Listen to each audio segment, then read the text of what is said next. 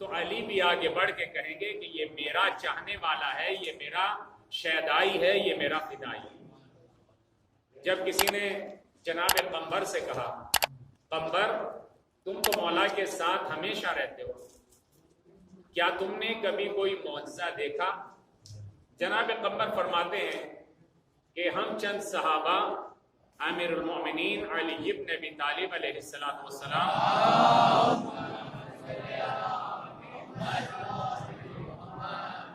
حضرت کے ساتھ جو ہے سفر پر جا رہے تھے۔ جب مولا کائنات صحرا میں پہنچے، جنگل میں پہنچے، تو مولا کائنات نے فرمایا کہ تم سب یہیں رکو، میں اس درخت کے نیچے 2 رکعت نماز پڑھ کے آتا ہوں۔ جناب قمبر فرماتے ہیں کہ ہم سب وہیں صحرا میں رک گئے اور میرا مولا اس درخت کے نیچے گیا۔ جانے کے بعد جیسے ہی علی نے تکبیر کے لیے ہاتھوں کو بلند کیا، تو جناب قمبر کہتے ہیں کہ جب مولا کائنات نے تکبیر کے لیے ہاتھوں کو بلند کیا تو ایسا معلوم ہو رہا تھا کہ پورا جنگل جو ہے وہ تکبیر کہہ رہا، ہر درخت سے، ہر پتھر سے، ہر سنگریزے سے، ذرے ذرے سے تکبیر کی آواز آ رہی تھی۔ جناب قمبر فرماتے ہیں کہ جب مولا کائنات نے تکبیر کہی اور جب آپ رکوع میں گئے، تو جس وقت آپ رکوع میں گئے تو جنگل اور صحرا کا کوئی درخت ایسا نہیں تھا کہ جو علی کے ساتھ رکوع نہ کر رہا۔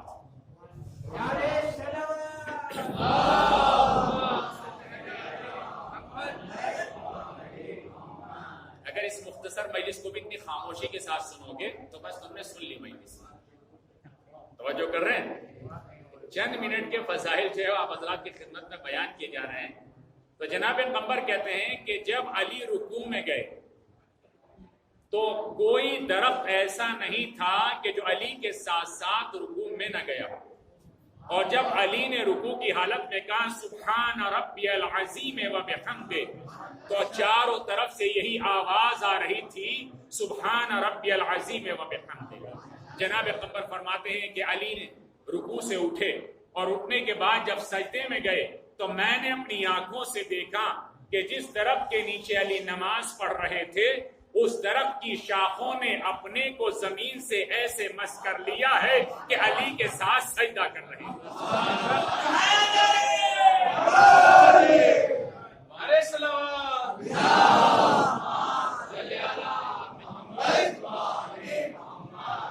ہر چیز مولا کائنات کے ساتھ سجدہ کر رہی تھی، اور کیوں نہ سجدہ کریں، اس لیے کہ یہ کسی مخصوص مذہب کا مولا و آقا نہیں ہے، بلکہ یہ کائنات کا مولا ہے۔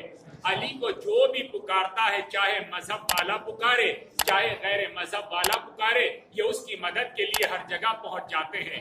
عزیزان گرامی، بس یہی فرق ہے بنی ہاشم میں اور بنی امیہ میں۔ بنی ہاشم کے اندر کچھ صفات تھی۔ پہلی صفت یہ تھی کہ بنی ہاشم خوبصورت ہوتے تھے، بڑی توجہ، بنی ہاشم بڑے خوبصورت ہوتے تھے۔ اور دوسری صفت بنی ہاشم کی یہ تھی کہ آپ کے اندر سخاوت پائی جاتی تھی، کوئی بنی ہاشم ایسا نہیں تھا کہ جو سخی نہ ہو۔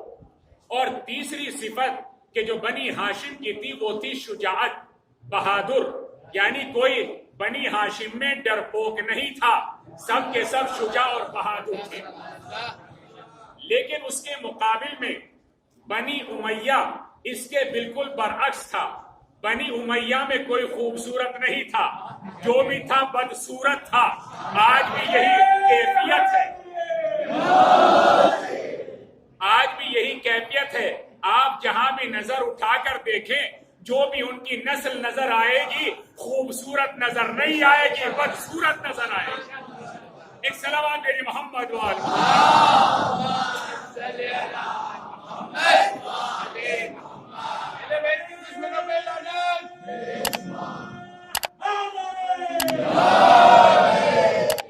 اور دوسری صفت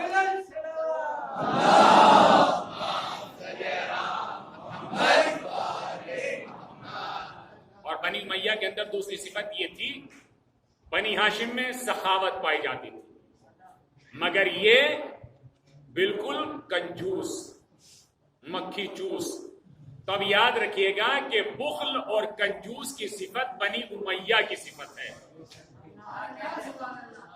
بنی ہاشم کی صفت نہیں ہے. اور تیسری صفت بنی ہاشم کی یہ تھی کہ ہر کوئی شجاع اور بہادر تھا، مگر بنی امیہ میں یہ صفت نہیں تھی، بلکہ ڈرپوک تھے.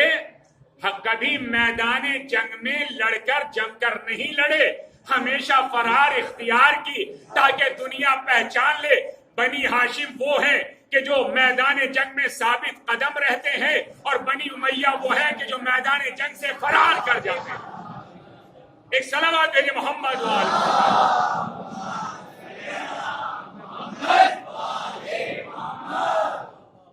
ایسا نہیں گرامی، میرے بزرگوں، میرے جوان، آج کی شب شہادت کی شب، شہادت کی رات. 19ویں شب میں آپ نے سنا کہ سر پہ ضربت لگی. امام نے فرمایا فزتو بربی کعبہ، رب کعبہ کی قسم میں کامیاب ہو گئے. ادھر جبریل نے مرثیہ پڑھا قد قتل امیر المؤمنین، امیر المؤمنین قتل کر دیے گئے. عزیزان گرامی، میں نے پرسوں بیان کیا تھا کہ حذیفہ جب جا کر گھر پر سو گئے تو زوجہ نے شانہ ہلایا، حذیفہ سو رہے ہو؟ دیکھو یہ آوازیں کیسی آ رہی ہیں، گریہ کی آواز، بکا کی آواز، رونے کی آواز. حذیفہ کہتے ہیں اب جو میں نے کان لگا کے سنا تو آواز آ رہی تھی قد قتل امیر المؤمنین، ہائے امیر المومنین قتل کر دیے گئے. عزیز و حذیفہ کہتے ہیں میں ننگے پیر گھر سے باہر نکلا، آوازیں دیتا جا رہا تھا ہائے میرا مولا قتل کر دیا گیا. ہاں عزیزان گرامی، زینب کے کانوں میں یہ آواز گئی کہ جبریل نے مرثیہ پڑھا قد قتل امیر المؤمنین. ہائے زینب نے سر و سینہ پیٹا، ہائے میرا بابا قتل کر دیا گیا. عزیزان گرامی، در فرق مبارک پہ تلوار لگی. مولا کائنات نے امام حسن سے فرمایا بیٹا حسن نماز کو پورا کراؤ. امام حسن نے نماز کو تمام کیا.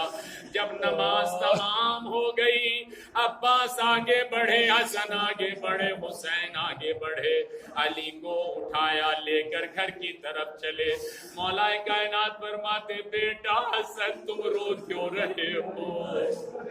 عباس کی آنکھوں سے آنسو نکل رہے تھے. میرے لال عباس مت رو.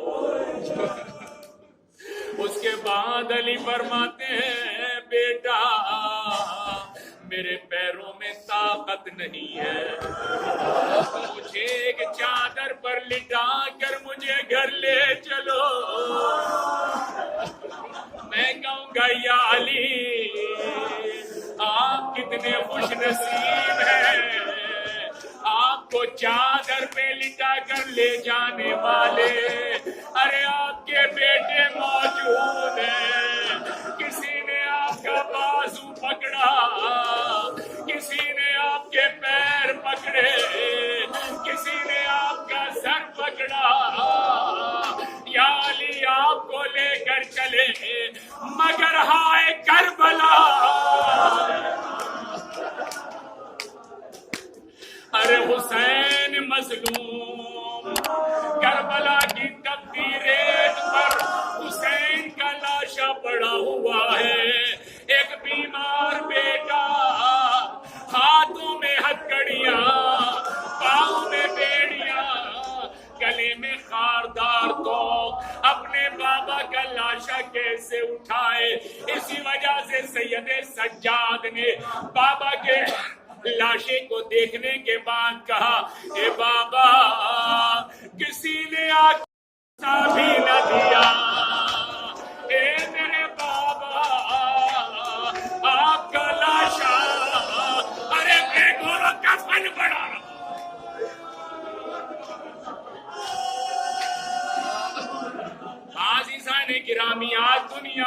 گئی. آج ہم یتیم ہو گئے, حسن و حسین یتیم ہو گئے. ارے زینب کی چیخیں نکل رہی ہیں, میرا بابا زخمی ہو گیا. عزیزان گرامی, تاریخ یہ کہتی ہے کہ جب علی کو گھر کی طرف لے کر آئے ہیں تو حذیفہ یمانی گریا کر رہے تھے. علی نے قریب بلایا حذیفہ. حذیفہ نے اپنے چہرے کو علی کے قدموں میں ملنا شروع کیا. مولا ہم تو رات آپ کے پاس آئے تھے, آپ کی حفاظت کے لیے آئے تھے, لیکن مولا ہمیں کیا معلوم تھا کہ یہ صبح نمودار ایسی ہوگی کہ آپ کے برق مبارک پر تلوار لگے گی. اے میرے مولا,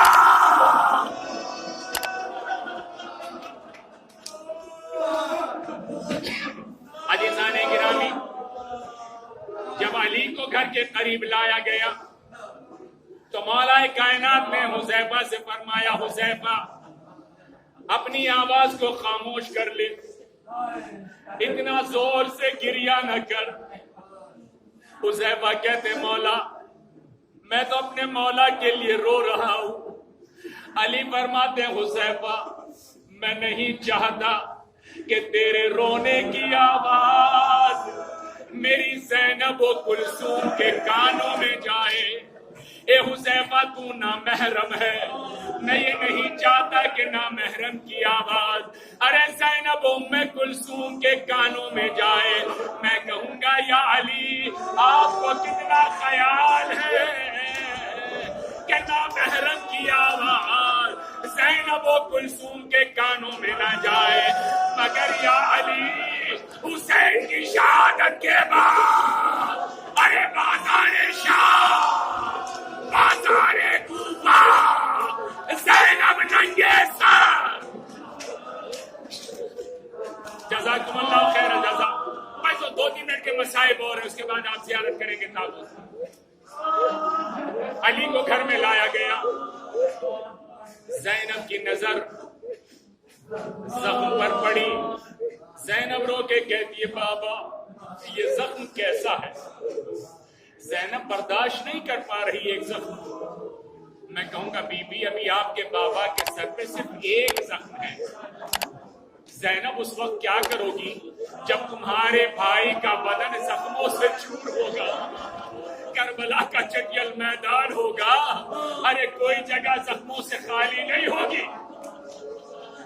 عزیزان گرامی وہ وقت بھی آیا کہ علی نے وصیتیں کرتے جا رہے تھے.